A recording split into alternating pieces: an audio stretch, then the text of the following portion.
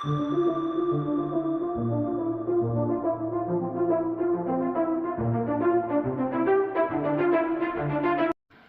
everyone, as usual I'm just doing another little test of a hot end. This one is from SuperPrint.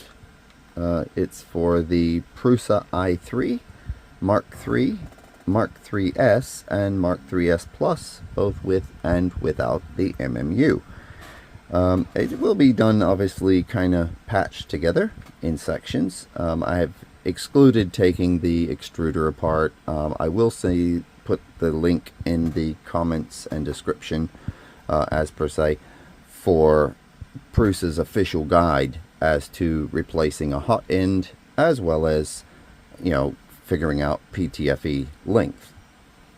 So what we have, if you already have an official E3D V6 for the Prusa i3, then you can actually do a portion on this, because this comes with the same style heater. So as you can see, it has a JST in the middle. This is very beneficial because if you have to replace the hot end or you want to swap it for a different one, you don't have to take your entire wiring, you know, apart, obviously, to get that wire out and re-put it through. Same thing with the thermistor. Again, so you have a little connector that ultimately goes on the end of the wire. And if you have an original Prusa hot end, then it probably has the straight through wire all the way back to the original in that regard. But in this case, this will be easy to demonstrate this and to give it a couple of tests. Needless to say, I'll go ahead and get started. And I'm also going to include a link and possibly even give the image for the length of the PTFE tube, which they've supplied a piece so that you can put it between the extruder, obviously, and the hot end. It does have to be cut to a specific length, and there's some prepping that you have to do to it, which I'll show you how. In the meantime, I'll just go through the rest of the parts here. So we've got the nozzle. Looks like it's a coated nozzle, so it means it's probably got like nickel or something like that. This will be a brass nozzle, I believe. You can use any of the normal V6. Actually, this is a V6 style. As you can see from the thread length, it's a little bit longer, so it can go up further into the heater block. Obviously, the heater block itself. We've got a sock for it there. We have a bimetal throat, which is good. That'll help greatly. And then, of course, some thermal compound, a couple of Allen wrenches, and a nice little spanner, obviously, for tightening the nozzle. And I'll go through that as well, because ideally, this, like my V6 volcano video, you do need to tighten these when they're hot. Now you can do that when it's mounted, but you need to have something that you can hold on to it with without burning your fingers. But I'll demonstrate that there in a moment. Okay, so I think I'll start off with the easy stuff. So what we're going to do is prep the heat sink and the throat, because that's the easiest bunch. Don't need the tools yet. Basically, little heat sink thermal compound just on the copper portion here. Yeah, so we're just going to put it on this section only in the threads, not down below and not above them. You just want it in this section so that heat that manages to make it past this little thin spot, obviously, which is your heat break, yeah, ultimately will be dissipated into the heatsink quickly. Yeah, so we're going to do that now. Let me just adjust that a little bit so that you can see. Okay, so I'll just snip this open because I don't trust my fingers to rip it open nicely. Here we go, just a little bit off the corner. Just see if there's, yeah, okay, so just about, nope, got to go a bit further than that, okay, because the bit is there. All right, let me cut the other corner there, because what I want is to have a little bit of a control over how much comes out, because you don't want to glob it in. Yeah, there we go, and that should do just about nicely. You can see there's just a little bit there, and what we're going to do, a little bit of the paste, just squeeze it up. There's not a lot in here, but it's enough that you can create a problem. There we go. That should be more than enough. Yeah, so let's just clean that up a little bit, put that over to the side, and then carefully just work it into the threads only. Yes, you're going to get messy, but just light pressure,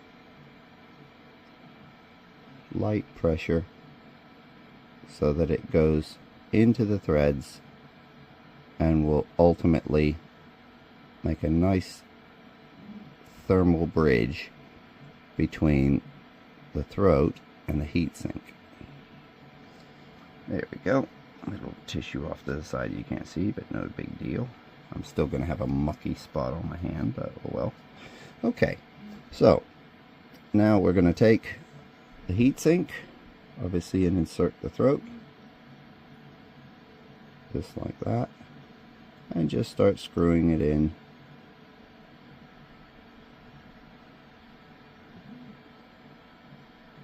You might get a little of the compound squeezing out. That's not a big deal. And just screw it in until it stops. Yeah? And then obviously a little piece of tissue. Here we go. Just to clean the excess, so you don't take a chance on it spreading up to where you don't want it. Because heatsink compound, if it gets extremely hot, it will turn into like a glue. And if it does that up inside your heater block, between the threads and the heater block, you will play a nightmare trying to get it. Yeah? There we go. That's a little better. Helps obviously if you have fingernails or thumbnails to get it up in there. But you can also use a toothpick or something else, I'm sure. There we go. Nice and clean there. And there we go. Nice and in. Yeah. Now, obviously, we'll be able to tighten that a little bit more once we get the heater block and all that on, which we shall do next. Now, there is an up and a down for this. And I'm just going to swivel this over a little bit more so that you'll be able to see.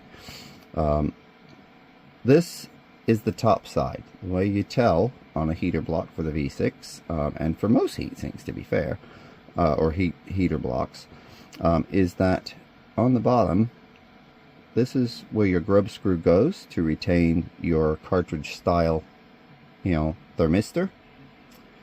And this is the one that causes this to grip the heater cartridge. Yeah? So let me just do like that. So this is the grub screw for where your thermistor goes, that retains it, keeps it from popping out or sliding out during movement. And this is the end where your little bolt goes through to grip the heater cartridge by compressing this. Yeah. The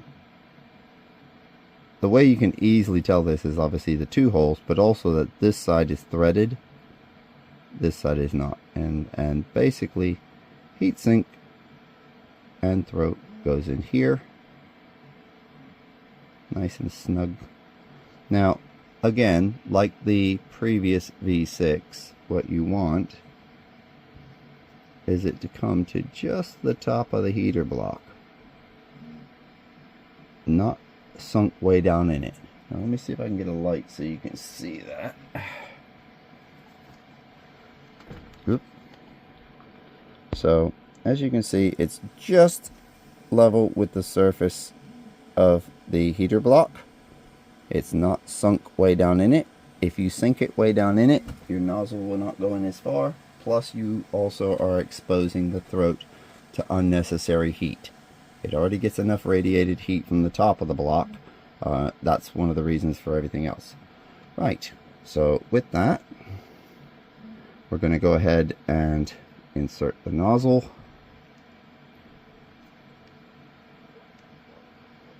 And we'll just finger tight it for now. And again, obviously if you've bumped it or whatever like I just did, just get it to where, there we go. Now you can just initially use this just to get it to stay put long enough to do your heating to tighten it down.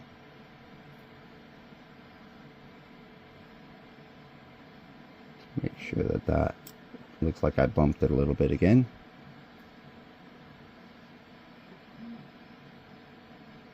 There we go. Now, leaving it like that, remember I said we could tighten it up in a bit on the throat. Give it just a hand tight like that. That will cause it to force against the back of the nozzle, but it'll also let you tighten that, you know, copper portion up in the heat sink. And so now we have that much. That is about typical right there for the gap between the nozzle and the actual heater block. Yeah.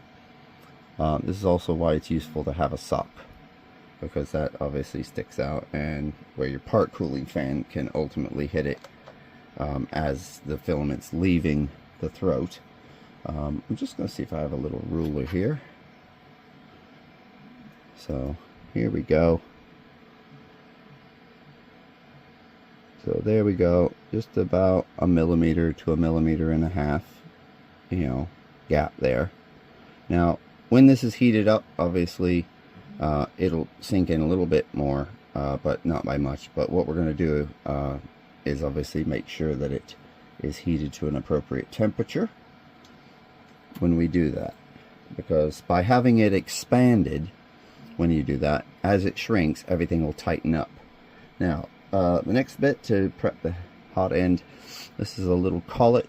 You get 2 of these, and you get the little lock that holds the PTFE in place once it's in, and this is just a little push thing. They do wear out, and you can get these separately through a number of sources. They're kind of a universal thing for this type. And then once your PTFE is cut and placed in, you would place this under here to hold it up like that. So you can see there. Yep. Okay. Just going to pause this while I grab a ruler and an image for you.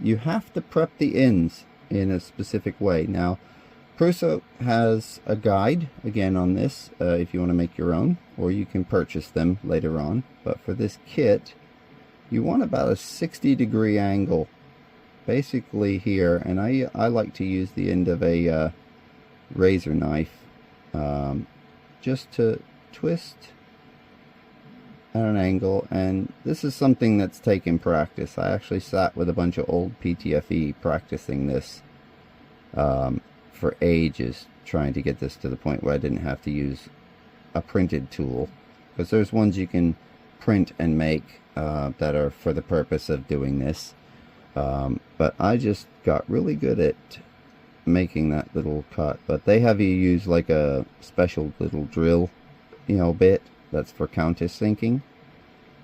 But if you get good enough at it, basically we're just making a place that no matter what the shape of the tip of your filament is, when it hits this, it will guide it to the center of the tube and feed it down to your hot end.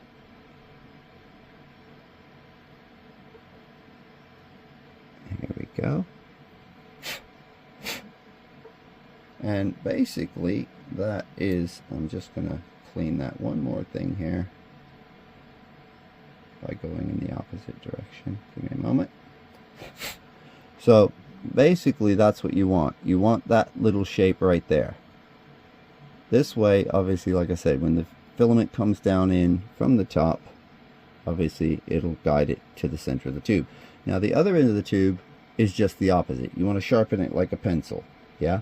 And that's because the little spot down in the bottom of here is V-shaped. So what you want is this to fit that shape at the bottom. Now while I do that, we'll pause it again and move forward. Okay, so now that we've got that done, so you can see it's beveled, you take the sharpened end as per se, stick it into the heat sink like that until it stops. Get the collet to pop up a little bit there, and then put your retaining clip right there. This locks it in place, yeah? Now, the reason you ultimately wanted this to go a specific way and have a specific length is because, as you can see, when it goes in, this is where it's going to sit, and it needs to be right flush against here. But yeah, 42.4 millimeter it appears to be. But that's that portion of it. So our next step obviously is to try and prep the heater block and that. Now, since obviously, like I said before, don't need to use all of it at the moment because I've already got this type of wire. Makes it very easy. But again, I'll link Prusa's guide on how to do this, obviously in that regard.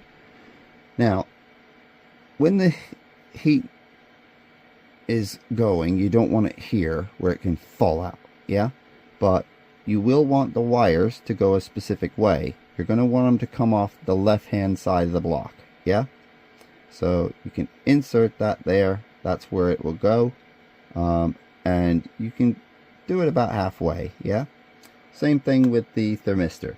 So with that, we're going to now need the little tools that they provide in this regard. And I'll go ahead and angle it back down so you can see what I'm doing. There we go. Yeah, good old manual way. What do you know? I don't have a professional studio. Don't need it. So here's our little things. You definitely want to do this over the top of a surface because that little grub screw is only about 2 millimeters in size. Not hard to lose, as you can see how small it is. Now, just to prep, let's get our grub screw in so we don't lose it. That will go here, just behind what will be behind the nozzle. There we go. And you don't want to make it go too far because you want to be able to get your cartridge in. Same thing with this, but this one you can probably do mostly with your fingers. There we go. And that's that. Now, as I said, you're going to want this. Let me go ahead and get that out of the way. You're going to want this heater cartridge wire to be coming out the opposite side. Yeah. So ideally, I'll go ahead and get this wired because I want to be able to show it to you up close. Okay, here we are again. Now, just as the point, so you can see, this is the way it will actually go in with the larger portion to the back. So the larger check. Reason being is that when your front piece with your part cooler, yeah, obviously is there, it's going to come up to about here, yeah. If that was flipped around, it would actually melt your part cooling or even not fit. So this is the way it's going to go in, and we're going to just slightly and carefully bend that just about like that. Now I will point out something I noticed on this. This is the first time I've seen a cartridge thermistor that has a nice spring strain relief on it. I really like that. That not only protects the wire, even though it has the typical high temperature coating, insulation on it, but it has a nice little metal spring to dissipate it, any heat that's on there. So that's really good. That's a very nice touch on that. And then this will go in here ultimately like this, and your wires will go to the back, which I'll show as static images after a bit. Yeah. Now in the meantime, so that we can do this test, obviously doing this on the hotbed is probably the best place to do this, because the heatsink, as you know, is a slightly larger. You can do like this and it'll keep it from touching your hotbed while you're doing this. And then of course here we just wire up the thermistor by plugging it in, and it's just a little snap, yeah, little JST snapper, and then heater cartridge. There we go.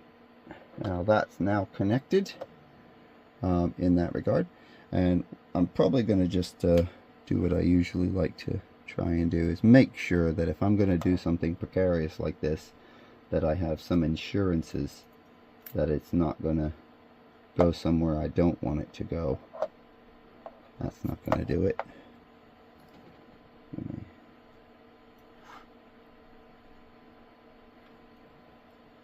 I think that'll do it. That's better. Okay, so with that being there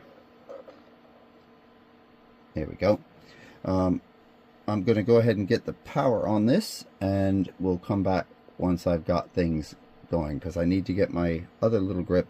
This is the one thing I do say that I think maybe a tool to grab the heater block with appropriately while tightening the nozzle probably would be a good addition. I'm sure there's a cost reason for that, but ultimately it is what it is. Okay, just a little update addendum. I found obviously the socks on this are a little bit different. Obviously they have a bar here. Now you could probably clip these out, but I'm going to recommend doing this like this, because this way it guarantees it stays on. It's not going to come off for any reason, which is quite good. So with that, obviously, again, this way, this is our 40-watt heater cartridge, and then you should be able to get this right to about even with the edges of the sock as a guide, which is even better than doing it the way I initially looked at it. And there we go, that's that. Now you should be able to still grab this even with the sock on to tighten that nozzle while it's hot, and then this can go about there. It should come up flush with this end of it, yeah. So there, and there's our little issue, because you can't really get that in there and get to the grub screw. Okay, so I'll be feeding that back to them, because personally I think that should stay covered like that, but that is going to be one of those things. So what I'm going to do is just poke through the sock to get to the grub screw down below. There we go. Personally, I think that should stay sealed, because if you ever do have the blob monster that is unexpected, you can keep filament from getting up in there, which makes it very difficult to get that grub screw out later to change the thermistor if you have to. There we go.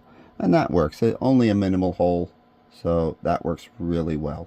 Okay, so with that, I'm going to do like such, where I had that again. There we go. Actually, I wonder if I can get that. Yes. I don't know if you have a better tool, but that works good for me. So with that, let me go ahead and reach the power switch for this. There we go. Turning on said printer.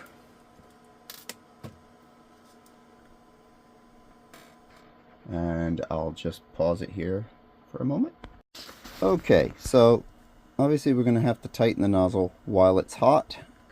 Recommended temperature 270, yeah?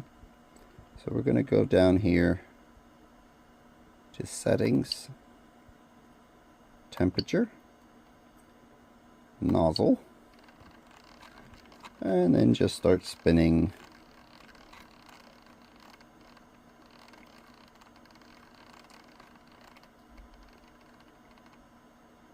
There we go. That's now been set for 270. You can use your preheat menu to cool it down when this is done as a point. As you go into here, and you'll notice at the bottom there's a cool down that'll shut it off. Now we're just going to get it to that temperature. As you can see, it's heating pretty well and fairly quickly. And we'll come back to that once that's hot. Okay, and here we are. Now, clearly, being a different hot end, you're going to want to do PID after this is all over. Let's go ahead and mount this back up here. There we go. And we're now going to tighten the nozzle. You'll see a little bit of smoke from it. That is normal. Let's go ahead and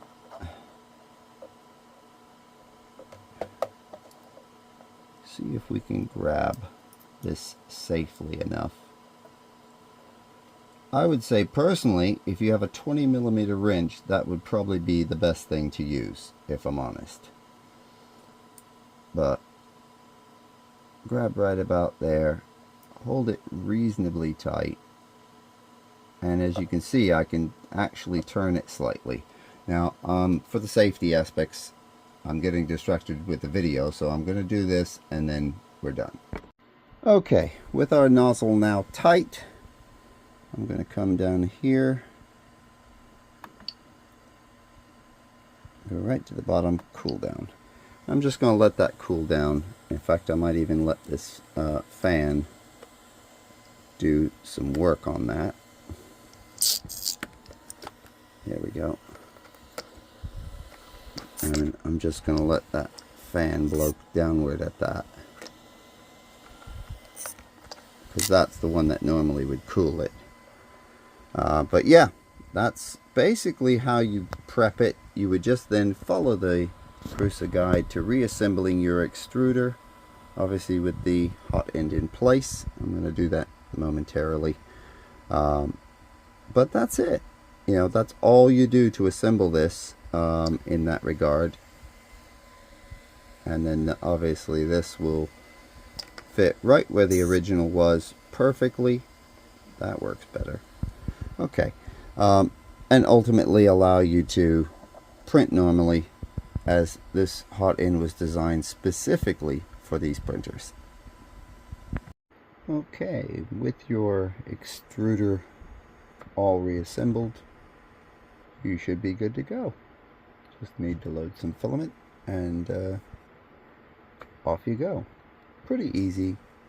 I will, like I said, include some links to Prusa's guide on how to replace your hot end, which will help with your assembly, and also the links for the PTFE tube trimming if you need to make your own.